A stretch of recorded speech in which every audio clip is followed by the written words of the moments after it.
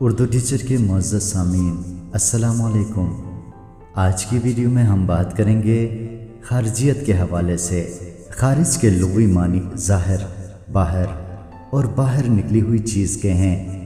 خارجیت کے معنی ظاہرداری، ظاہریت، ظاہر پرستی، مادی اور ظاہری امور پر زور دینے کے بنتے ہیں۔ ادبی اصطلاح کے طور پر خارجیت کا مفہوم یہ ہے کہ کلام میں داخلی دنیا کی واردات اور جذبات و احساسات کیفیت کے اظہار کی بجائے ظاہری حسن کے بیاں، سراپا نگاری اور محبوب کے خد و خال کی تصویر کشی پر زور دیا جائے۔ خارجیت کی اصطلاح خاص طور پر شاعری کے ساتھ وابستہ ہے۔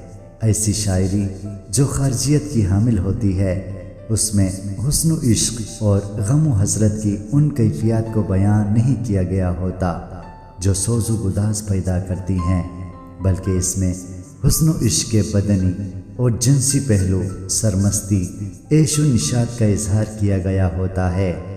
ایسی شاعری میں خارجی کوائف جو عموماً محبوب کے اعضائے جسمانی، اس کے لباس اور سامان و آرائش سے متعلق ہوتے ہیں کی مصوری کرتے ہوئے جزیات و تفصیلات کا خیال رکھتا ہے۔ غزل کی اگر بات کی جائے تو غزل کا حقیقی حسن داخلیت میں مضمر ہے۔ بہت سے شعراء کے ہاں خارجی رنگ بہت نمایاں ہو گیا ہے اور انہوں نے جذبات، احساسات اور کیفیات کی جگہ خارجی متعلقات اور لوازم یعنی محبوب کے جسم کے مختلف حصوں، اس کے کپڑوں، زیورات اور سامان آرائش کا ذکر کثرت کے ساتھ کیا کرتے ہیں۔ ایک مثال ملاحظہ کیجیے۔ پالے کے موتی ہیں تارے، روئے تابان آفتاب، تیرے آنے سے ابھی بام آسمان ہو جائے گا۔ انتہائی سیدھے سادے انداز میں اگر خارجیت پر روشنی ڈالی جائے تو ہم یوں کہہ سکتے ہیں کہ خارجیت میں کوئی بھی شاعر اپنی اندرونی کیفیات کو چھوڑ کر